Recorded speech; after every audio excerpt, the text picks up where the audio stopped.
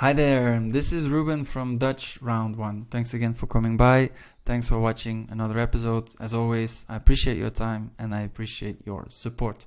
Today, what are we going to do? Well, we'll take a look at some writing mistakes. 5 easy to avoid writing mistakes in the Dutch language. But before we do that, remember to give the like if you like this content, subscribe to the channel if you want more, and let me know in the comments if this is useful for you or not.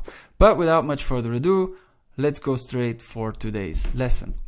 Alright, so what will we do? We'll take a look at 5 common writing mistakes, okay?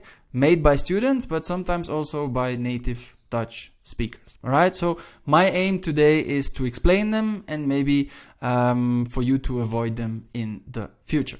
We'll take a look at the first one, and the first one is te veel written together or te veel written separately. So what's the difference? Well, the difference is te veel together is a noun and it means an excess, right?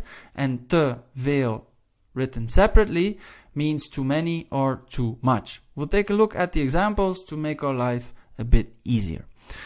We hebben een te veel aan studenten. We have an excess of students, right? Te veel, we write it together. An excess is a noun, so te veel in Dutch is also a noun, so we write it together. Pretty straightforward.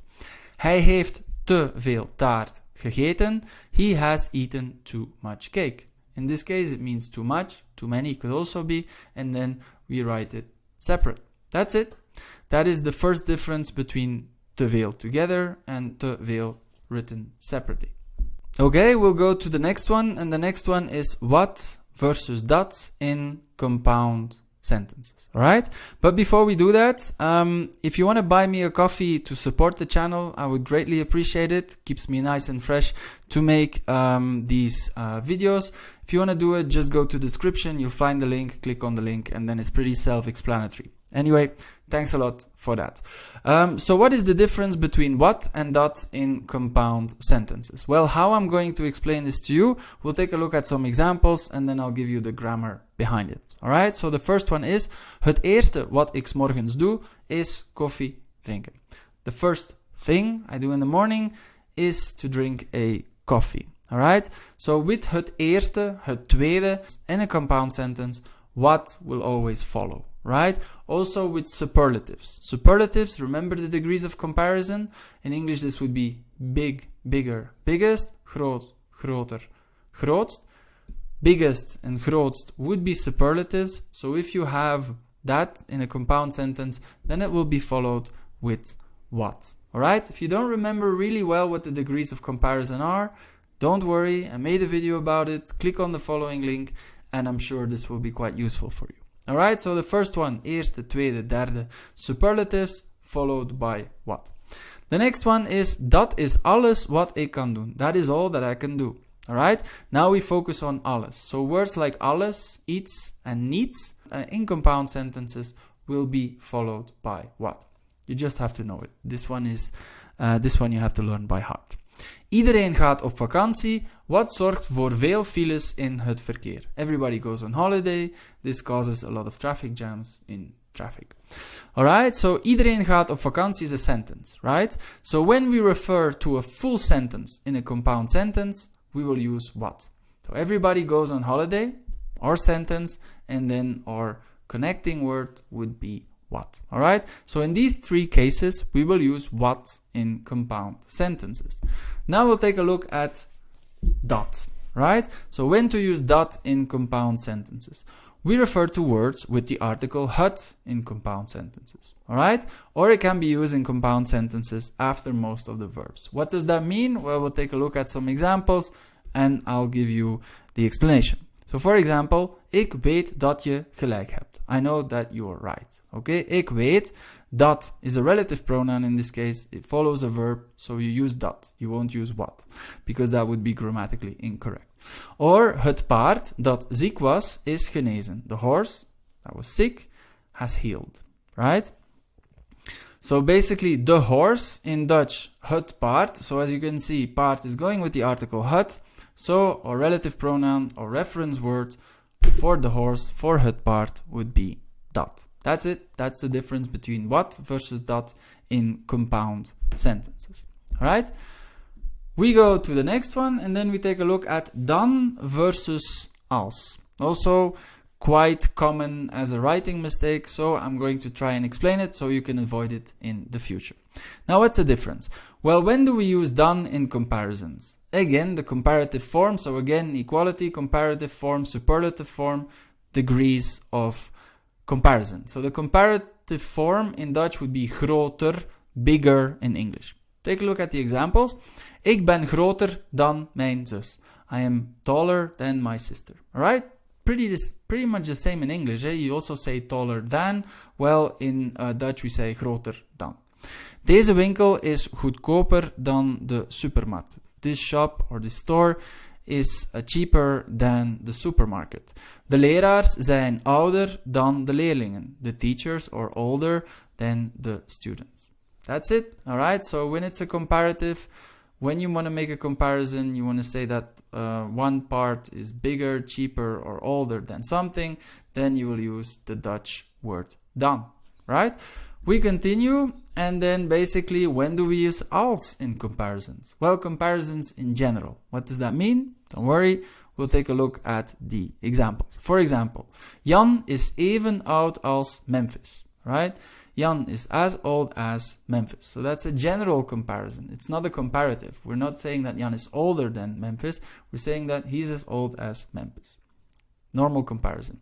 Or Suriname is 4 keer zo groot als Nederland. So Suriname is 4 times as big as the Netherlands. Again, it's not a comparative. It is just a normal comparison. So in this case, we will use als. So that's the difference between dan and als in comparisons. Alright?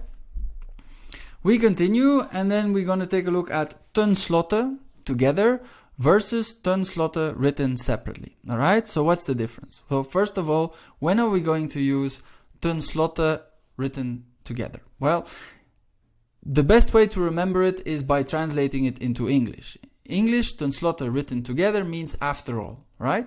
Let's take a look at the examples. Ik ben tenslotte ook maar een mens. After all, I'm just a human being. So after all, we write it together. Or neem een stukje taart. We zijn hier tenslotte om feest te vieren. So take a piece of cake. After all, we are here to have a party. Alright, so when tenslotte means after all, we write it together. Now we'll take a look at tenslotte when it's written separately. Well, the English translation is different. I mean, it means at the end, in the end, eventually. Alright? So for example, tenslotte geeft hij nog een samenvatting van de vergadering. So in the end, he still gives us a resume of the meeting. Alright? Of tenslotte aten we nog een dessert en dan gingen we naar huis. So basically in the end we ate a dessert and then we went home. Alright? So when tenslotte means in the end, at the end, or eventually, well basically we write it separate. So that's the difference. Alright? After all and in the end. Okay, and then we take a look at the last one, and the last one is when do we use op or when do we use in with geographical places. Alright? So first of all, we'll take a look at op. Well, basically op we will write when it's an island. For example, op Corsica kun je vele mooie wandelingen maken. Op Sardinië kun je lekker eten. Alright? So Corsica and Sardinia are islands. So in this case, we will use op. And then basically we'll take a look at in. So when do we use in composition with geographical places? With countries, right? So in Italië hebben ze lekker eten. In Italy they've got good food. In Frankrijk kun je de Eiffeltoren bezoeken. In France you can visit the Eiffel Tower. In Australië zijn er veel kangaroos. In Australia there are many kangaroos. Alright. Now Australia is a bit of an exception, right? Because you can also say that Australia is an island, right? But apparently, according to the grammatical rules, Australia is too big to be considered grammatically as an island, so that's why we will use in, right? But for instance, another example I can give to you is Cuba. Cuba, you can say in Cuba because you refer to the country, but you can also say op Cuba, because then you refer to the island. But the main difference for you to keep in mind is that we use op with geographical places when it's an island. We use en when you make reference to the country. That's it. All right. So these were the 5 common writing mistakes, which I see quite a lot. I wanted to help you in order for you to avoid them in the future. I want to thank you again for watching. Remember to give it a like if you like this content, subscribe to the channel if you want more, and let me know in the comments if this is useful for you or not. Thanks again for watching. I want to wish you a great rest of the day, and stay tuned for another episode of Dutch Round 1. Ciao.